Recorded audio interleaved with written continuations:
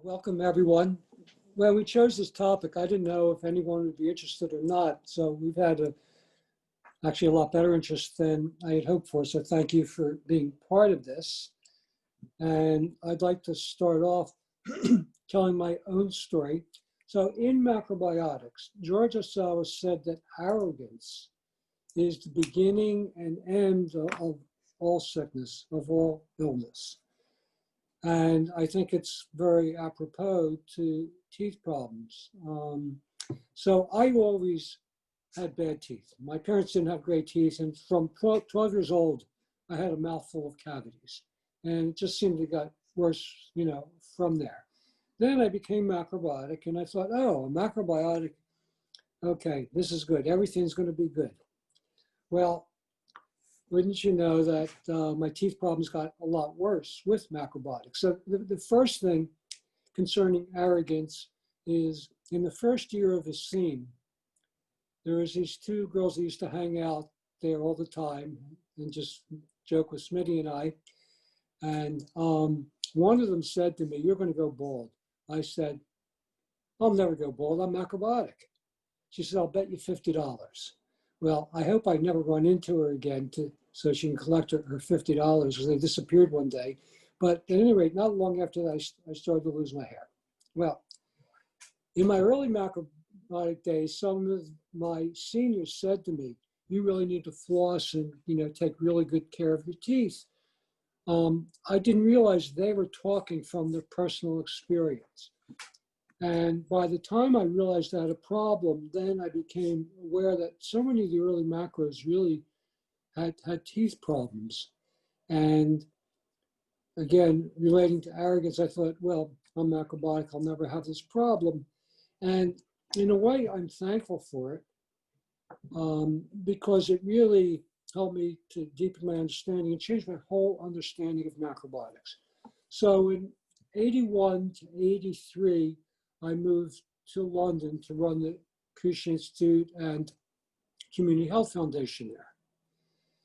And living in London certainly didn't help my teeth. So then when I came back for a visit, because I had come back periodically to do seminars here, I asked a good friend, Michael, "Can you recommend a dentist?" And I went to see his dentist. And I was totally shocked because he told me I had severe periodontal disease and I'd most likely lose all my teeth. So this was a shock, like, you couldn't believe. And so he recommended I do the, root planing, which totally contracted my gums. And then he basically said he would work with me. I said, "I'd like to try to do whatever I can naturally without, going to more extreme needs." So what I did is I started to examine my diet, what I was doing to be part of this. And he basically educated me in the best way to care for my teeth. And I used this combination to save my teeth. So this was when I was in my early 30s and now 71. So, more than 35 years later. And my dentist, Dr. Purok, said to me many times, he said, "You should be written up in medical journals and in dental journals." Nobody that I know has, saved their teeth like this. So I'd like to share this journey, what I discovered along the way that helped me save my teeth.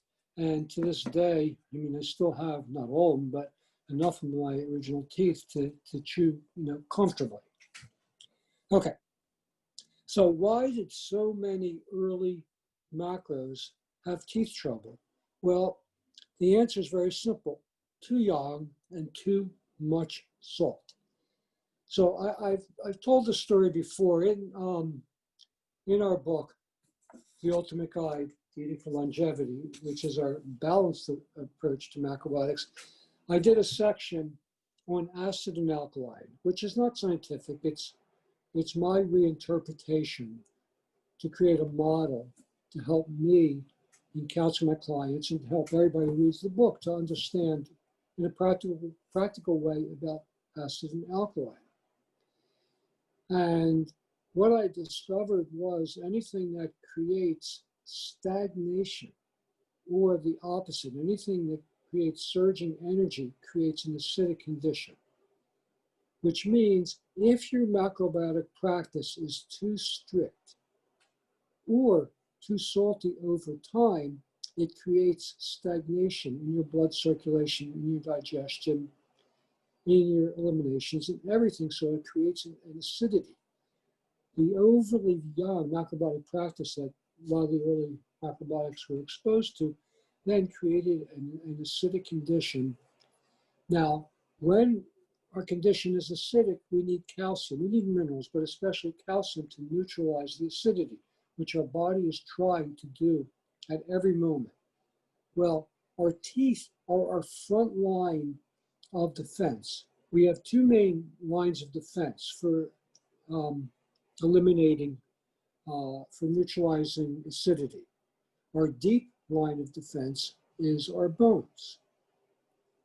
And as you know, osteoporosis is becoming more and more prevalent because the modern diet is so acidifying. But then the peripheral defense is the teeth, which means people who have a relatively healthy diet, but an imbalanced diet, meaning eating too strictly or eating too many sweets or other foods that we'll talk about, then your teeth get involved with neutralizing the acidity more than their bones. So this is the reason so many early macrobiotic people had teeth trouble, because they ate strictly and then they binged. They'd go out and eat all kinds of strange things. So then the teeth, together with that, our body eliminates excess through places that are closely connected to the outside. So without going into excessive detail, we store excess in our sinus so it can come out. We store it in our bronchi and our throat so it can come out easily, both through our mouth. But our gums also eliminate excess. So there's two things going on. An extreme diet together with eating foods that are not really good for our health, then make an acidic condition. Minerals are coming from our teeth. They get weaker. Plus our gums get weaker from trying to eliminate.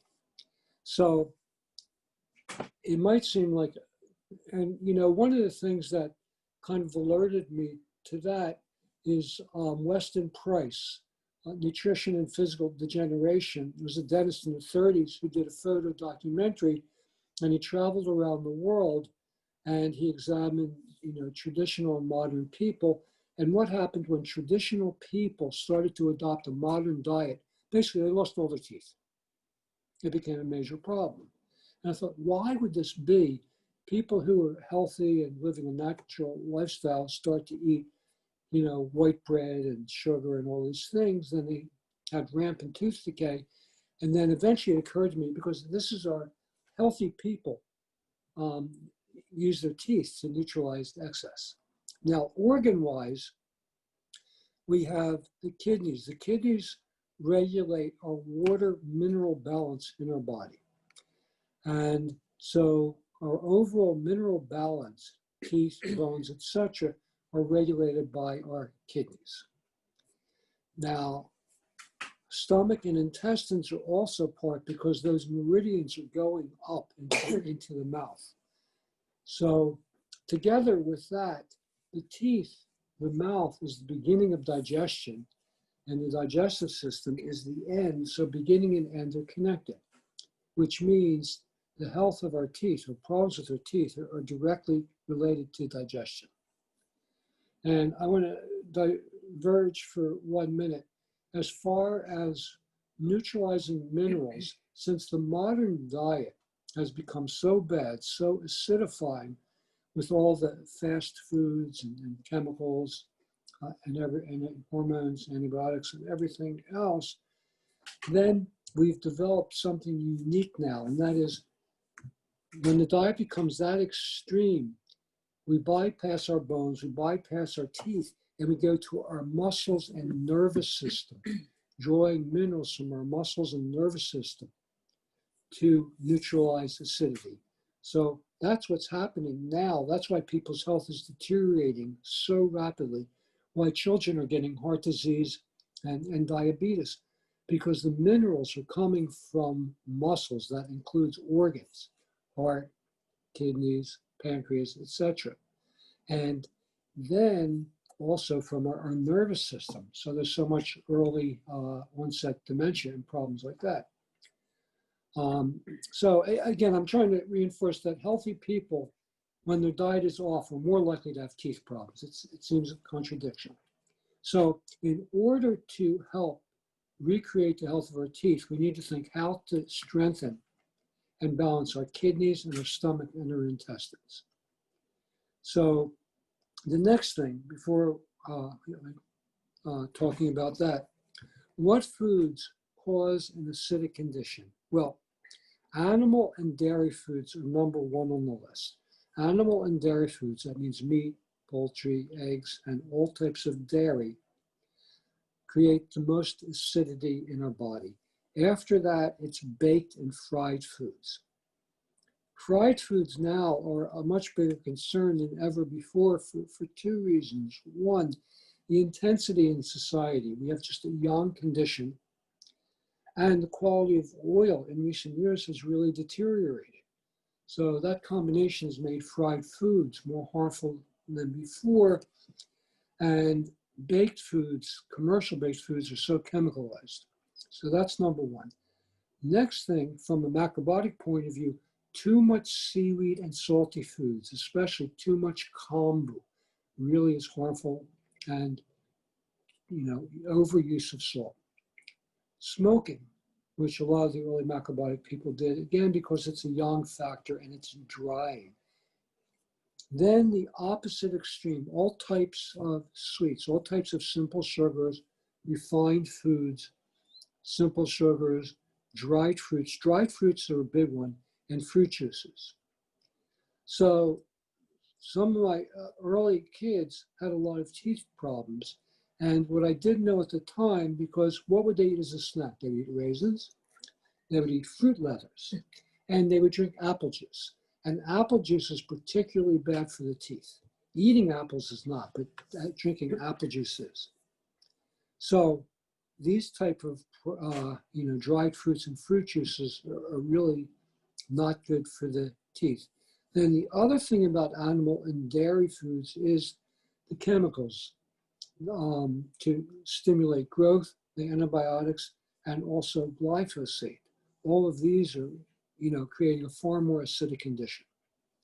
So basically, what we have is a modern diet that is really harmful for the teeth, but a lot of people now don't have the kind of tooth decay that my generation had. And if you talk to a dentist, because I have a number of clients that are dentists, if you talk to them, then they'll say, well, because of two things. We had fluoride treatments starting in a certain year. I don't recall the year now, and plus better dental care now, which translates to people not having the rampant tooth decay that my generation had.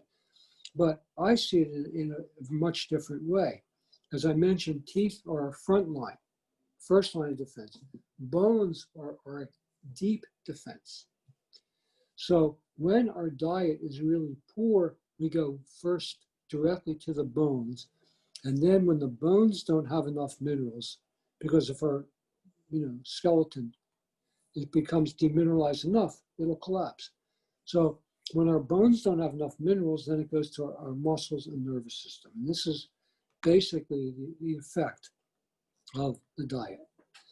Now, next on the list is poor dental hygiene. So I'm going to turn that over to Susan.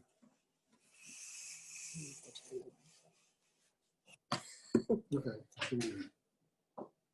Hi, I had to give Denny a few instructions. Good morning, everybody. I usually soak my rice overnight and then cook it in the morning. I had a few other things I had to do this morning, so it's on right now. If you hear an alarm go off, that's what it is, our rice. So good morning, everybody. Yeah, I would like to maybe share a little bit of my story. So I grew up actually taking good care of my teeth. At the time, in even elementary school, we would get different hygienists that would come in and do demonstrations and talk about like brushing really well. And they didn't say so much about flossing, but they did talk a lot about brushing and rinsing. And even sometimes they would hand out like these little red packets of stuff that we would like swish around, and you could see where on your teeth where things were clean and where things were not clean. It was kind of like their whole demonstrating thing. But it wasn't until I was in, I guess, like middle school, and my teeth were larger for the structure of my bones and my jaw and my mouth. So they started to overlap a bit. So I wore braces. And my orthodontist was very, very strict about just dental hygiene. He was just like always on people. I mean, literally, a number of my friends went to the same doctor, and we would go and have appointments, and you could hear him just like scream at somebody, and sometimes even refuse to like see them if their teeth weren't clean. So I just never wanted to be embarrassed like that. Plus, I mean, he said it right off the bat. He said that you're investing all this time, and your parents are investing their money in trying to make your teeth nice.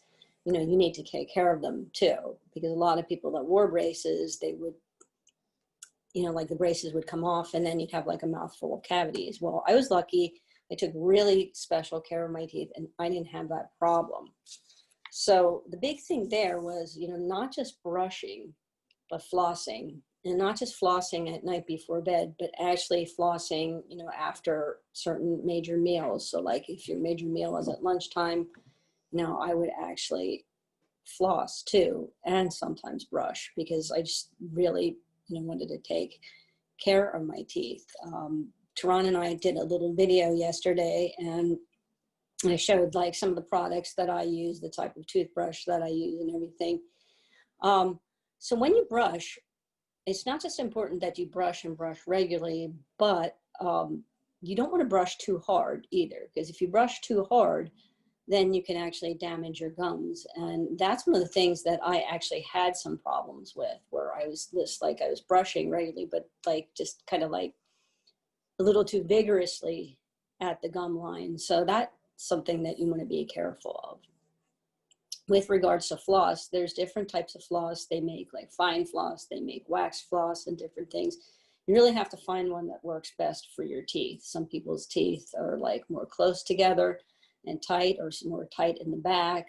Sometimes people who grind their teeth a lot, their teeth get sharp in the back. So you have to find something that works and works really well.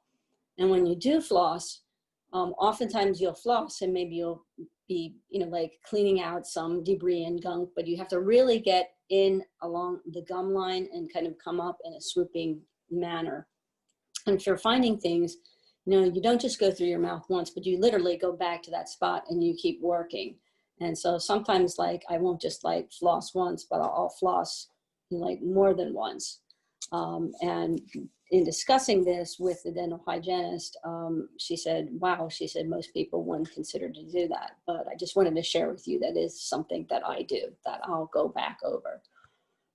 Even if I go through my routine at night where I floss first, and then sometimes like, well, I'll rinse in between, or maybe I'll even start off with just like rinsing with water, floss, then rinse again, and go to brush my teeth.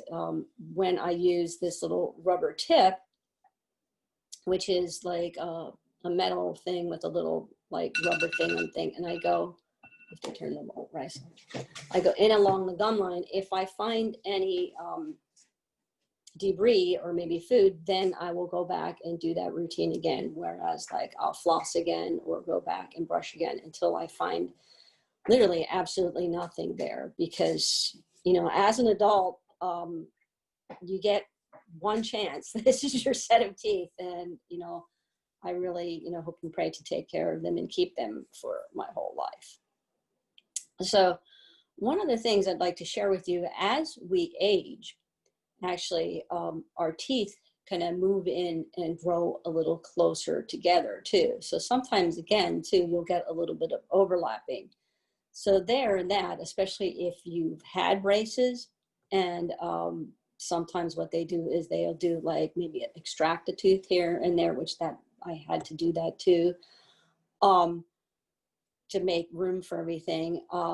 As your teeth grow in and closer together, then that also can create like a little bit of pockets on the gum line. So even though you are taking really extra good care of your teeth, there are a number of other things that you can do to take it even a step further, which Denny and I will like cover that a little further along in the seminar.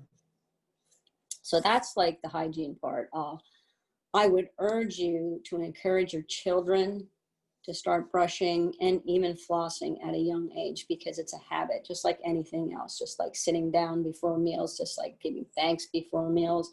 It's a habit that hopefully will stick with them for their entire life. It's kind of funny. I was babysitting my granddaughter one time, and she was over. And she's like, "What are you doing?" So she said, "Oh, can she have some?" So she's in there with like some dental floss, and I'm in there with some dental floss. I had a little stool for her to stand on so she could see what she was doing. But it was just like so cute. She was like really into it because, you know, you're the example. They're watching what you do. And I said, "Oh, how it's really important to take care of your teeth." Now, some of the grandsons are not as careful with that. So then, you know, we just like play a little game, and I tell them I'm going to give them the breath sniff test, and then I will know. So it becomes a game, and it all works. But really, like, encourage good dental habits from a very young age, because that hopefully will stick with them for a long time. So other things that affect the teeth and gums: grinding teeth while sleeping. So that comes from extreme yin and extreme yang. So it's not just grinding the teeth, but it's also this, like clenching the teeth, which that can happen at night, but that can also happen during the day. And you'll know if you start getting a little tightness here, like the TMJ, and definitely foods that are too young. I know that I don't eat a lot of shellfish, but I have friends that do eat some shellfish and like that. And they said that really affects like the whole clench thing. When I have too much salt or really salty food, I totally find myself clenching, and I especially will find that at night. So I just like, I know that looks pretty funny, see? But it works. It really stretches everything out like that, and kind of like helps relax the jaw. And you know, I really kind of like try to like talk to myself too, and pay attention that, you know, I'm not going to grind my teeth tonight. So if you know you're doing that, try to just be conscientious of it. Watch the salt that you're using, but then like also watch, you know, like some of the sweets. So just really pay attention to what you're doing. Then one of my dentists told me about things that are too hot and things that are too cold. Now I know extreme heat, and I'm probably not even extreme to some people, because some people like their beverages, they like their tea really hot, they like their coffee really hot, they like their cider really hot, or their apple juice really hot, they like their soups just like piping hot, that you set it in front of them and there's all this steam coming off. But things that are too hot can actually harm your teeth, and especially if they're followed by something cold, which means that, say you took something out of the refrigerator and allowed it to, you know, like come to room temperature, or supposedly room temperature, but it's not quite as room temperature, and you have some hot soup followed by something that's still a little cold, that can really affect your teeth and actually cause like cracks in some cases, especially if your teeth are weak. So extreme cold, not good for your teeth, which also would make sense too, because the kidneys are really affected by extreme cold, and that will tighten them, and anything that affects the kidneys also affects like the bones. So you want to be careful of things that are too hot, but then also things that are too hot followed by things that are too cold, and then in turn things that are too cold. because that just like, and also like the coldness too, makes you clench as well. And then certain beverages also wreak havoc on the teeth and gums. So like coffee, a lot of people like to drink black coffee. But if you do, then you always want to have a little glass of water. And tea too. Tea can very much like stain the teeth, whether it's bancha tea, green tea, not so much, but bancha tea, black tea really stains the teeth. So you want to just like give that a little swish around from time to time. So if you have those things, coffee or tea, because it does have caffeine, so it does also cause a drying effect, which would fall into the category of dried and foods. Have a little water next door and give it a little swish and consume your tea or coffee with water at the same time. The same goes for red wine. So I'm a big fan of red wine, as is Denny, but it really does stain your teeth. So again, you could do the like little swish of water. Now the big thing is, if you've had some red wine at night, or if you've had like tea at night, or even in the morning, you don't want to brush your teeth immediately after having those foods. You want to wait like probably a good half hour, because when you brush your teeth, then it's also kind of opening up pores there, and those pores then in turn absorb the stain more. So you want to be a little bit conscientious about that. And later on, when we talk about other stuff and remedies, I can talk about like how to try and keep your teeth a little bit more stain-free. So we're going to bring it back to Denny, and he's going to talk about dietary things for teeth. Denny? Okay. Hello again. All right. So I just realized that I didn't put eating habits and chewing at the beginning of the dietary practices, because sitting down and eating regular meals regulate all our body cycles, including digestion, and chewing is very important, not only for digesting our food and absorbing nutrients, but thorough chewing is also very important for our teeth. We need to use them to keep them.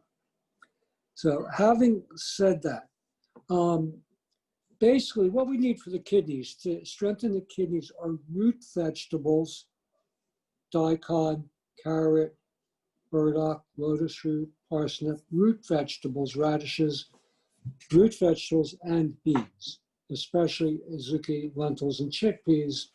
Those foods are the foods most important to strengthen the kidneys, and in some cases, buckwheat. Depends on whether you're yin or yang. And then for the stomach and intestines, fibrous foods. So most of the foods we eat are fibrous foods, and also have good minerals. So that's, I think, the most important thing.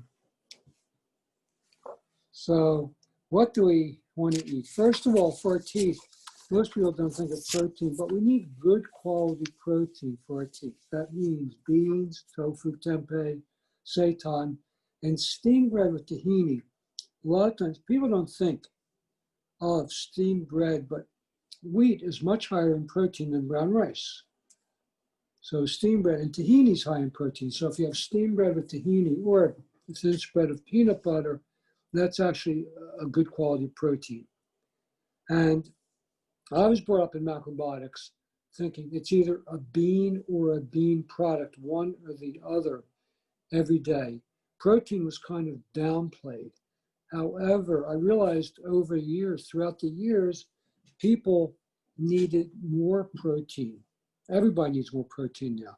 So what we recommend is to have a bean and a bean product. So beans plus either tofu or tempeh every day, and also within that to use seitan. So you want to make sure you're getting good quality protein, because minerals strengthen the teeth, but protein is necessary for the flexibility. You want them to be flexible so they don't break easily. Next is leafy greens, the hard, fibrous leafy greens.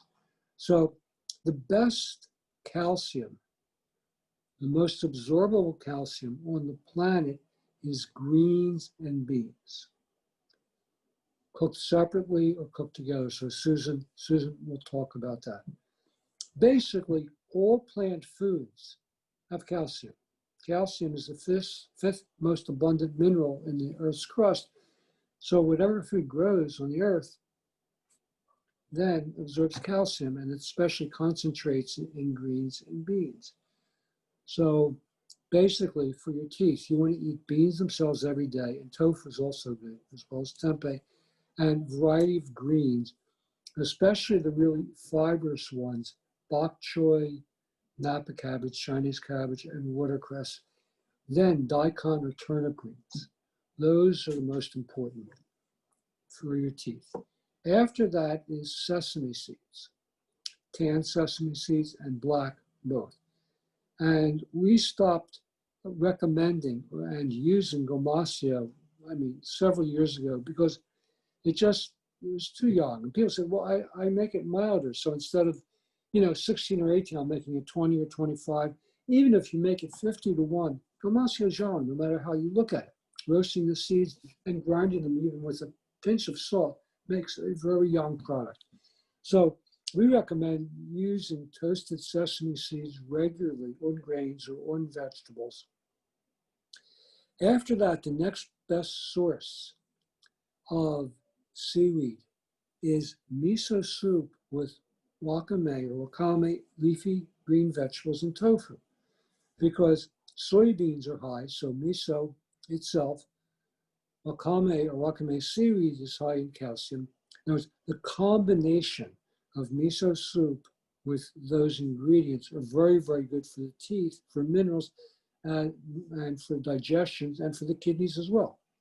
So, you can't go wrong. But then again, too much miso soup, or putting too much miso in the soup, can make it too salty, which again can make it harmful. So we need to yeah. And wakame you need to soak and not use the soaking water. Then pickled vegetables, but again, you have to make sure they're not salty, but and you don't have to have pickles every day, pickles most days to help keep your digestion good. Plus the fiber is also good for strengthening the teeth. Now, two things, because Susan's going to talk about the home remedies, but two things that I did, or a couple things that I did, okay. Besides doing all the tooth care that Susan talked about, what I did every day for years, I started off using Denty to rub on my gums. But then I discovered Denty is just too young and too salty, because as careful as you can try to be to not swallow any, you absorb it. And I noticed it had a bad effect with me, and I recommended it to some people, and I think it had a worse effect on them. So I stopped, even though that was Georgia Sauer's remedy for teeth and gums. I don't recommend Denty. However, using our good SI salt, I tried a lot of different things, and what I ended up with, just dipping my finger in the salt, rubbing on the top, then rubbing on the bottom, and then swishing it around, holding as many places as I could every day. And I did that actually for years, once or sometimes even twice a day when my gums were really bad. And it helped enormously. Like my dentist used to come in, he used to call me a salter, he used to do your salt things. And he really thought that was one of the things that saved my gums and my teeth. So I highly recommend that. However, if you're salt sensitive, you have to be careful with how much salt you use on there. Then a couple other things I did. I massaged my gums from the outside. And Susan's going to talk about more details. But the lower jaw, and if you go in your lower jaw, you come to a place, a hollow, an indented place. It's very, very important for your teeth. So the lower jaw, but especially this hollow right here, it really activates the circulation in both. Then a lot of people know that large intestine 4 point in between your thumb and index finger, you go to your finger stops and you press between the fingers, or you can press from the outside. Stimulating that point is very, very helpful. So I used to do that every day a lot. And you might have seen, using acupuncture instead of Novocaine for having teeth work. That's the point they use. And then one other thing, and that's clicking the teeth. It's an ancient Taoist practice. So I used to click them 12 times on the left, 12 times on the right, 12 times in the back, 12 times in the front, then 12 times all together. And I used to do that. So it's a gentle clicking, but it really activates the circulation in your teeth, in your gums, in your jawbone. So I used to do that once or twice a day for years. And I just realized I haven't done it for years. So it's good that I'm doing this for myself to refresh my memory, because you forget about these things after time.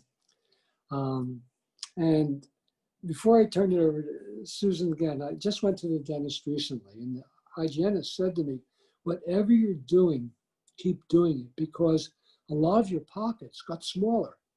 I mean, he was shocked. When the dentist came in, I saw him like shake his head, like kind of in disbelief, because I've had these pockets for years. And I was trying, what did I do differently in the last several months that, positively affected my gums? So we always eat a lot of greens and beans and tofu, and we eat some seitan and steamed bread regularly. I've made a real effort, probably in the last 6 months, to have sesame seeds, especially black sesame seeds, very often. And I do think that helped. We always have miso soup. We always have pickles. Then the other thing that I think, two other things I did differently. I used to eat a lot of soba. In recent years, I haven't. But in the last several months, I kind of got back into soba, not a whole lot, once a week, twice a week. I think that made a difference. And then the other thing I think that made a difference, Susan's going to talk about products, but I'm a real fan of Uncle Harry's. So I started to use that more often than I did. So there's three things I think made a difference: using sesame seeds more often and having a little bit of soba. You have to be careful if you're too young, because soba's young, but it has a lot of benefit. And using the right tooth care products. So whatever the condition of your teeth and gums, and at any age, you can strengthen them. And I'm total evidence. I stand by that 100%. So turn it back to Susan. Yeah, flip that screen. Yeah. Hi again. So I guess I'll start off with tooth products, and then I'll move on to home remedies.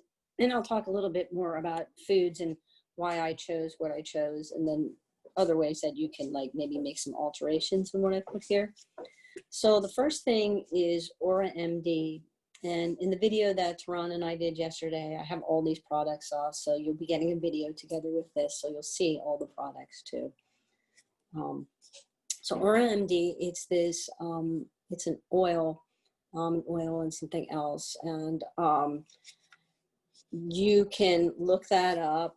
You can sell that online. You can actually even get a subscription, depending on how fast you go through it, where you can have just a reoccurring order, every 3 months or every 2 months, whatever, something like that. They have an extra strength, and then they have a regular. I just use the regular, but it's very, very helpful for your gums, and it really smells good too and tastes good. The only downside of it, I would say, is because it is oil, it could get on your clothes, and it's kind of not so easy to get out of your clothes. But that's the product that Denny and I use. I use that pretty much every day, and I'll always use that at night. I'm a big fan of the Uncle Harry's too, and I showed some of the ones that I like. I like the whitener, and I like the other one that's for healthy teeth and gums. The one that's for healthy teeth and gums, it's more of a white powder, and has a little bit of a peppermint scent to it, but so it tastes good, but it's also mildly salty too. that both great products. And I think both of those products really also help the Uncle Harry's things like whiten your teeth a little bit. I was told by one of the hygienists a couple years ago to invest in an electric toothbrush. So I will often use the electric toothbrush maybe in the morning several times a week. I don't necessarily use it every day, but there for a while I was using it every day, and it does really help because it helps get plaque where you just like really resting it there. You're not actively brushing, but you rest it there and let it go up and down, and it does help reduce plaque along the edge and the gum line.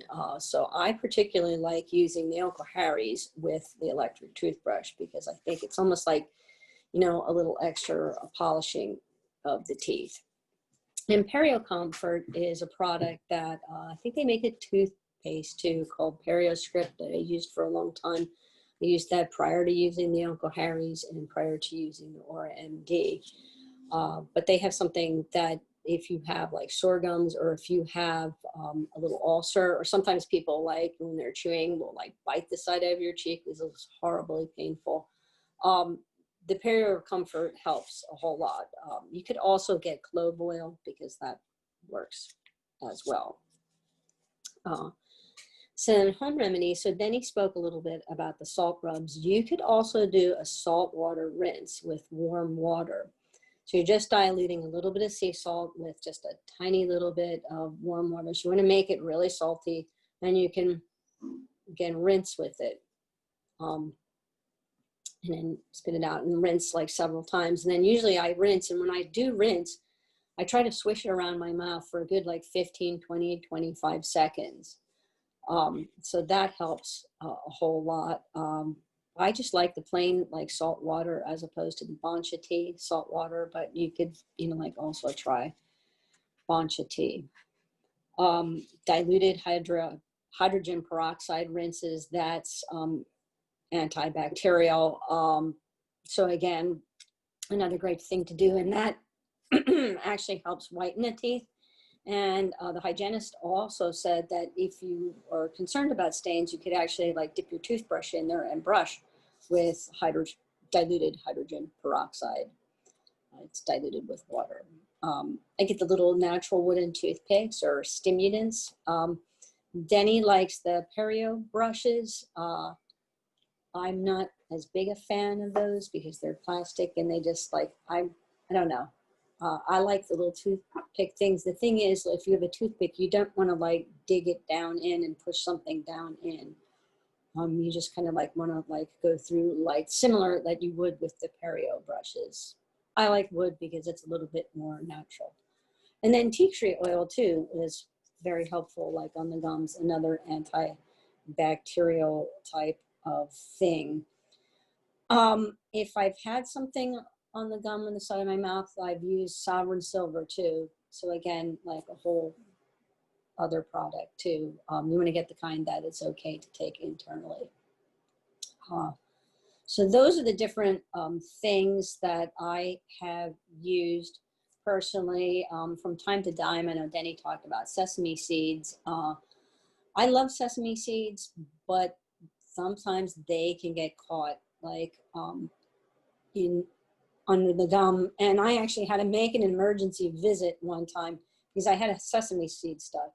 Everything I did with floss and everything, it just like wouldn't like refuse to come out. So I went there, and it was Denny's original dentist, the father, Dr. Pirock, who was very cute. He's like, oh, here. And he jabbed it. He made it bleed, which they said, oh, that's what you do to make sure you don't have an infection. I'm like, okay, you know, got in there with one of those Sharpie things. And he said, oh, don't eat sesame seeds. I was like, yeah, but they're good for your teeth and gums. And then he said, just rinse it with like salt water or hydrogen peroxide. He said, or he said, you could rinse it with a little diluted whiskey, a little hot whiskey, which actually really does work too. He said, and then you can drink the whiskey afterwards. So that was very cute. Whiskey does work.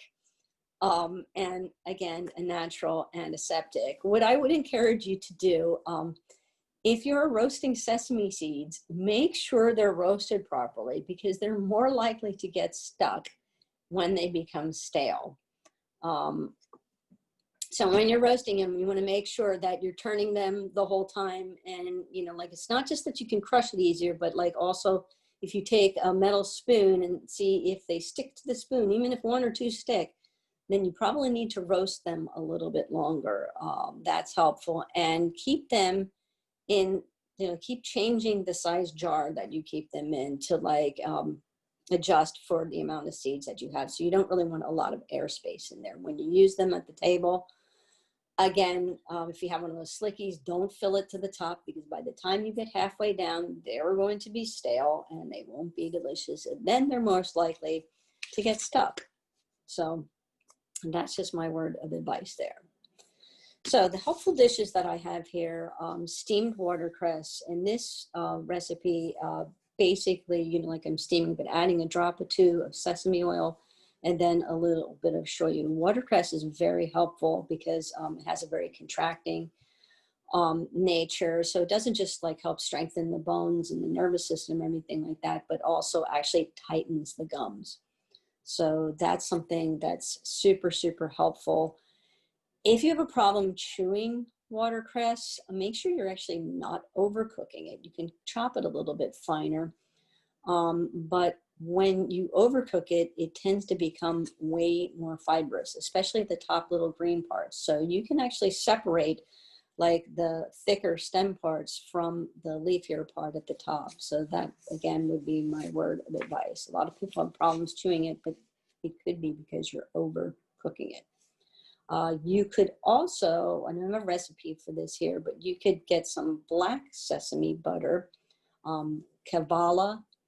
That's where we order our sesame seeds, and we order a white tahini from them, but we also order a black tahini from them. And you could make a little like sesame dressing and top that off on some greens like that. Works great with bok choy, works great with watercress, works great with Napa cabbage. So again, you're kind of like doubling up, and it's like food combining for different effects and good quality protein and good quality nutrients. And then I put white beans and sauteed. I have kale here, but you could substitute kale for broccoli. You could add arugula to this if you wanted to, with or without the onions. White beans are high in calcium. So I wanted to, you know, include that because, you know, there's different people. You have people that they have teeth problems because they're too young. And then if you give them more young foods, then that kind of isn't going to help. So this is a really nice dish that's like in the middle. It's good for people that are, you know, like more tight so they can relax, and it's also good for people that, you know, like need to strengthen their condition. So this one's a winner all the way around. Hearty miso soup, which is basically sauteed vegetable miso soup. And then finally, I think those are the only two that were there. Okay. There are a few others that we had talked about. I know Denny had talked about kimpira soup and soybean stew. But again, that would be for people with, you know, like more of a weak condition. So I think that concludes what I have to say. And we are going to open things up for discussion now and question and answers. I'm going to slide my seat over towards Denny. Great. Alrighty, thank you, Denny and Susan, for that wonderful presentation. And by the amount of questions that we have, I can definitely tell that everyone really enjoyed it as well, too. So everyone, the comment section is now closed for questions. As I typed about 10 minutes ago, we have an overwhelming amount, and we want to make sure that we answer and address as many as we possibly can, especially as many of you were very generous with your contributions. So Denny and Susan, I have some that were pre-submitted, and then I have some that are in the chat. Some questions for everyone. We do have some repeats, so there may be a certain way that you ask the question that I may just not be addressing it because it could have come up from a previous question. And also too, we're just going to try to get through as many as we can. As I mentioned in the emails and prior, we try to get through as many as possible. I'm going to go in the order that they were received. I'm not going to pick around. And Denny and Susan, I'm just going to ask if for each question, if you can try to answer them as briefly as you possibly can, because we're at 10 minutes. Okay. Now. Okay, so our first question, what are some of the causes of both brown and or white spots on teeth? Brown would be a stain. Yeah, it's most likely a stain. Generally in the body, white spots come from sugar. So you can get white spots on the nails or white spots on the teeth from sugar. Brown spots can be from a stain, but brown spots, or if the teeth are actually becoming more brownish, it's probably from kidney or liver trouble. And I think the white's like lack of minerals, I believe. Yeah, caused by sugar, mineralization caused by sugar. Okay. What causes an extra tooth? And aside from surgery, is there any other way to get rid of it? I don't think. Got me. I think surgery is the only way to get rid of it, as far as I know. An extra tooth is from something extremely in tropical fruits or soft drinks and something like that. I think if it's not bugging you, just leave it.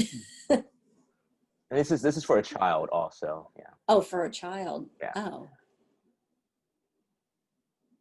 Yeah. Yes. Okay. All right. Baby tooth or adult tooth. If it's a baby tooth, I wouldn't worry about it because it's going to come out anyway. I think it's a young child. I don't know if they're a baby. I would have to clarify or ask them again. I don't think they're on the call.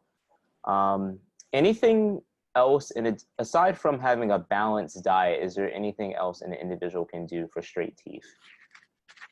For straight teeth? Yes. I don't know that a balanced diet is going to like necessarily cause like straight teeth. You know what? I forgot to talk about the thing in my thing about massaging. I do this too. I massage the gums also at the root of the gums. That could help, but I don't really know. I mean, they have that Invisalign product right now that people swear by, but you know what? If you don't wear a retainer, they're just going to go back. It's just, you know. I mean, teeth are affected, by your constitution, first of all, but then your early food, first 2 years and first 6 years. So by the time your teeth come in straight or crooked, it's pretty much set. Now, that's not to say an orderly diet and lifestyle together with good chewing can't help to a certain degree, but I think it's limited how much you can straighten your teeth through, diet and lifestyle practices. Okay. What to do if someone has a cavity and just ways to prevent those? I know you talked about this a little bit. If they have a cavity, you need to get it filled.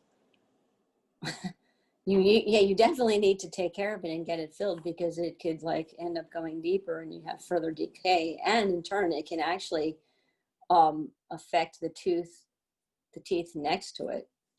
So you definitely need to take care of it. You definitely need to get it fixed because in essence you're saving the whole rest of the tooth.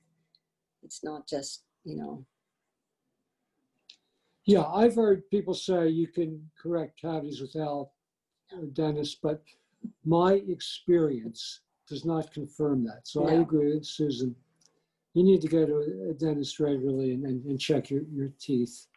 Like I haven't been to a doctor's, I can't remember last time, but the dentist you need to go and see.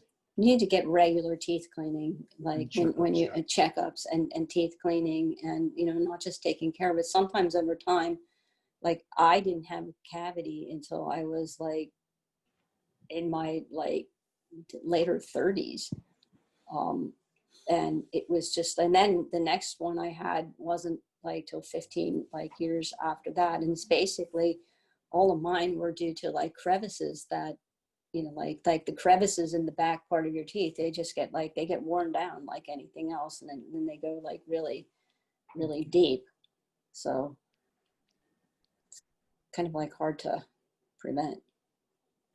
Okay. How hot is too hot for your gums? If you're asking me, yeah, my teeth are really sensitive, and I don't know if it's like since I wore braces, because they do like move things around a lot when you wear braces. Um, I mean, if it's uncomfortable and it flies like kind of like up through that, you're feeling it here and you're feeling it in your sinus, and then it lingers for a while, then it's like too hot. Or if you're like, like you jolted a little bit, if something's steaming, it's too hot. You can't even taste something properly when it's that hot. So you can't taste how salty something is. You can't taste how sweet something is. Um, you can't taste how bitter something is. So you could be making your tea too strong. If you drink coffee, you could be making that incorrectly, or like consuming junk coffee. So you just don't have a sense of taste when something's too hot. Like I encourage that in cooking classes, like, let something cool down before you taste it to see if it actually needs more salt, because it probably doesn't, or if it tastes sweet enough. People make that mistake with pureed soups all the time.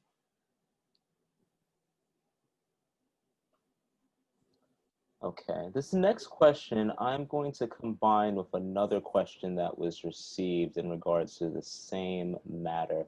So I'm going to try to phrase it this way. So Denny and or Susan, dental implants, fixed dental bridges, or removable partial dentures, are those okay? That is not my area of expertise. However, as you know, chewing is very important for our health and enjoyment of food.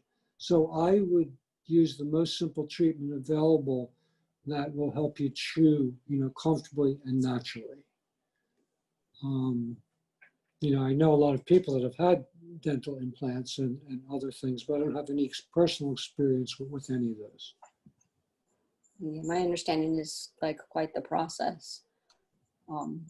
Yeah. I do think that if like you do have like some periodontal problems, then going for like a deep cleaning, like where they do a deep scaling, is really important. And in some cases where things were really, really severe, I know people that have had actually, they've taken skin from the side of the cheek and done extra grafting to the thing. So anything that you can do to help save the teeth is very important. Okay.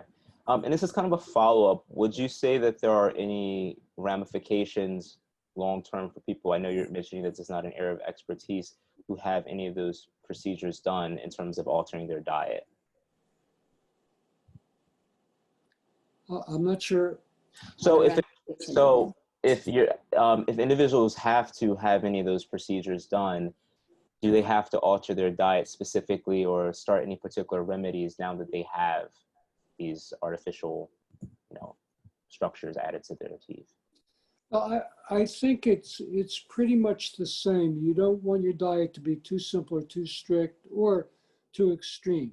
So, basically follow the guidelines in the Ultimate Guide to Eating for Longevity. I mean, it's really the most balanced approach, which I think will guarantee the best nutrition for everyone and everything.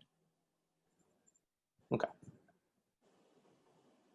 So, Susan, you mentioned a little bit about, I believe, deep scraping. So this question is a root canal and periodontal deep scraping bad for your overall health?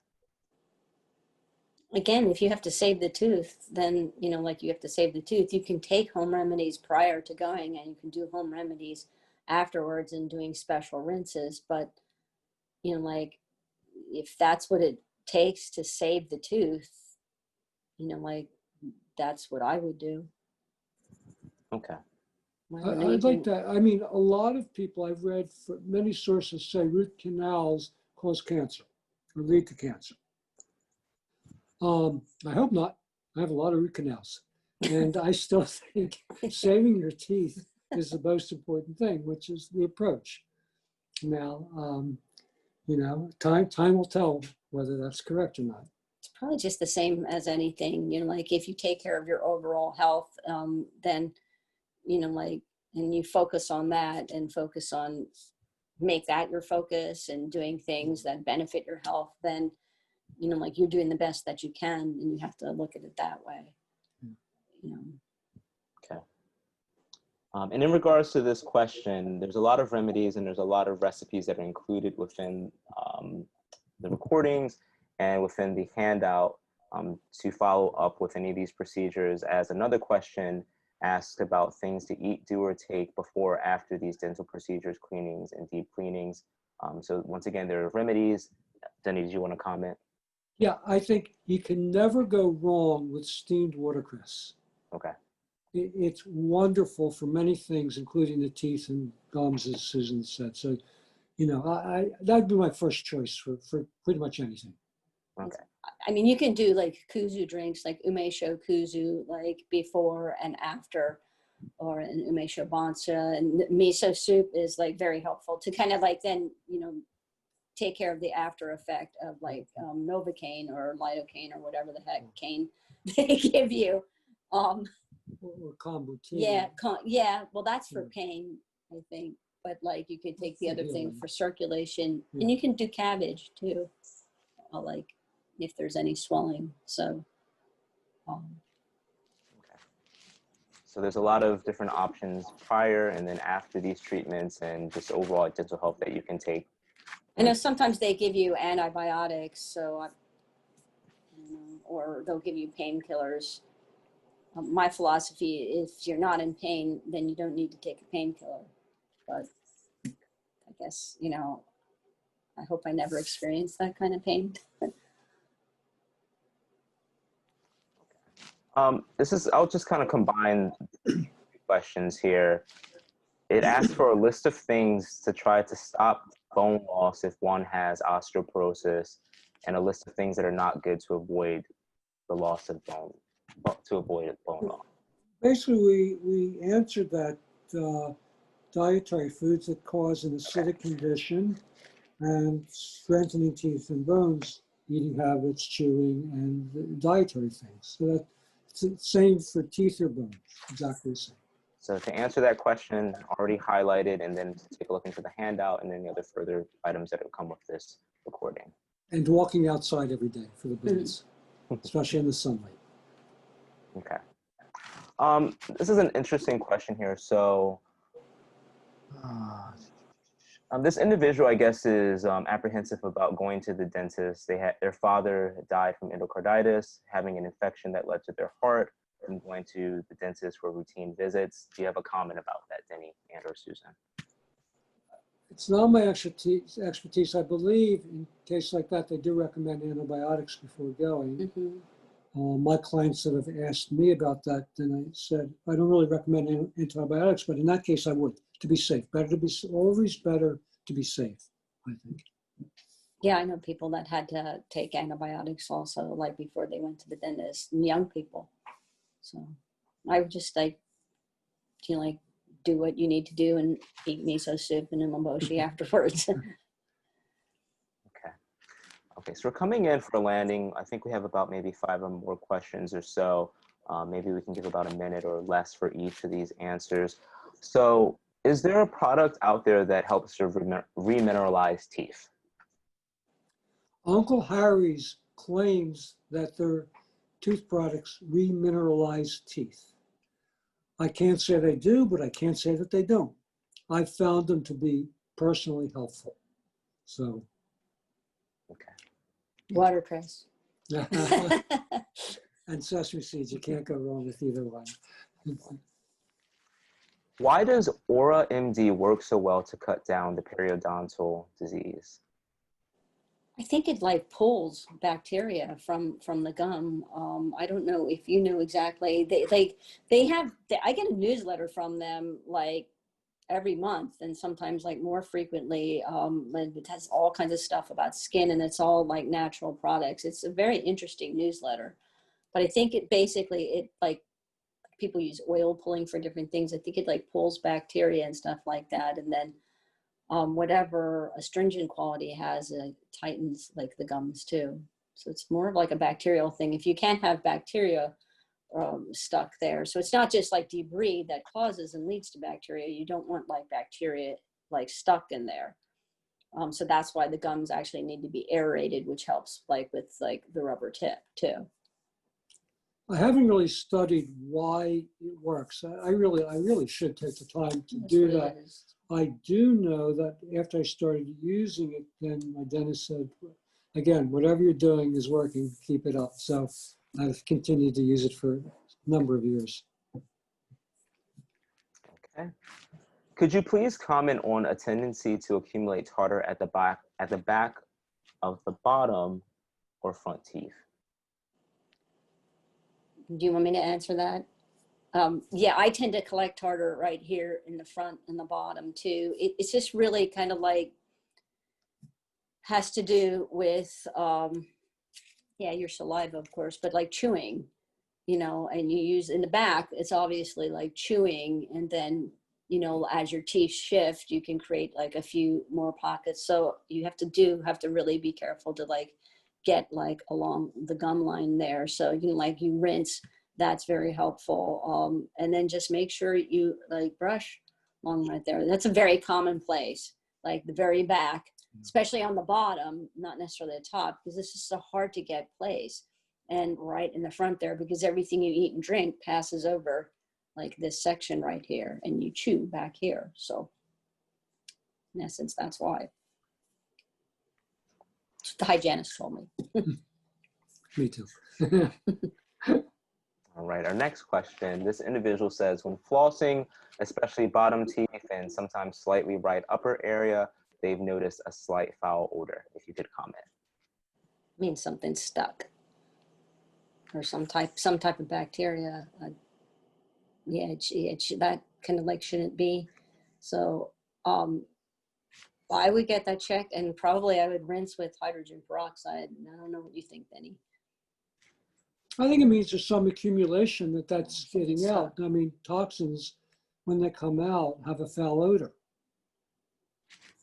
You know, same thing from armpits or from, you know, skin or whatever. So I think it's a similar thing.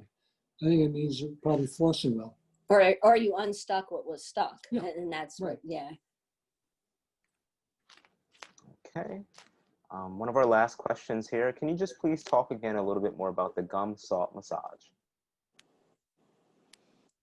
Okay, so Susan said there's two ways. One, you can do salt water or salt bunch and just rinse. But I found, so I wet with my saliva, I wet my finger, and I have a little thing I have salt in, and I dip it in there, so I coat my finger from here to here, and I rub it on the top gum. So then I do the same thing on the bottom gums.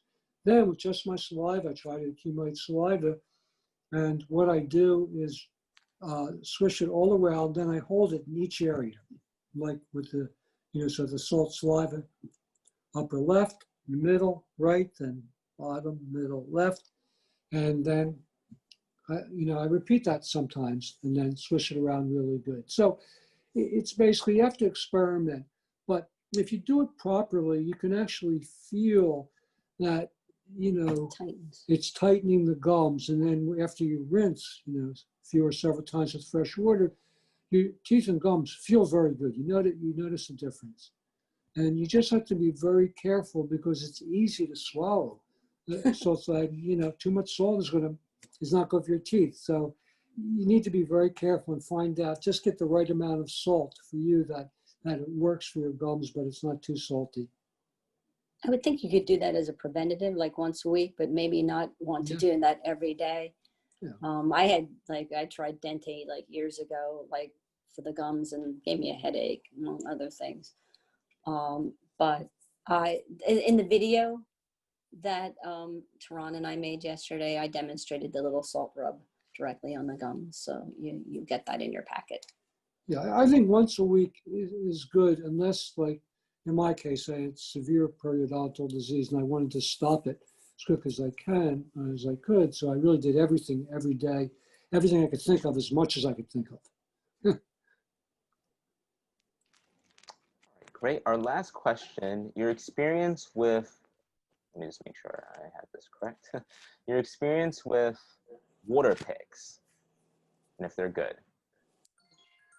Oops, sorry. I've never used a water pick. I don't know. I've used one. I don't like it. I mean, some people love it, and it supposedly like really, really helps and everything. Because again, it's like helps like get the debris up and around like the gum line and strengthen the gums and that. I just don't know why I didn't care for it so much. Yeah, so some hygienists like really like love it, and some say, you know, like, you know, you don't necessarily need it. Yeah, you don't want one where like the water's just like kind of hanging out in the tank and that. And I would use like filtered water in it. I wouldn't use just like regular tap water in it if you're going to do that, and keep it clean. Like mine wasn't one with a tank. Mine was one that you just like filled like the thing. It was like a different type. And I purposely didn't want the tank because you really do have to keep that clean. Otherwise you're rinsing your mouth and with, you know, like dirty water. And as it sits, again, that can build bacteria. So We thank you once again for all of your support, and have a great day, everyone. Thank you, thank everyone. you, Tarun. Thank you. Thank you, Thank you, Tarun. everyone. Bye-bye.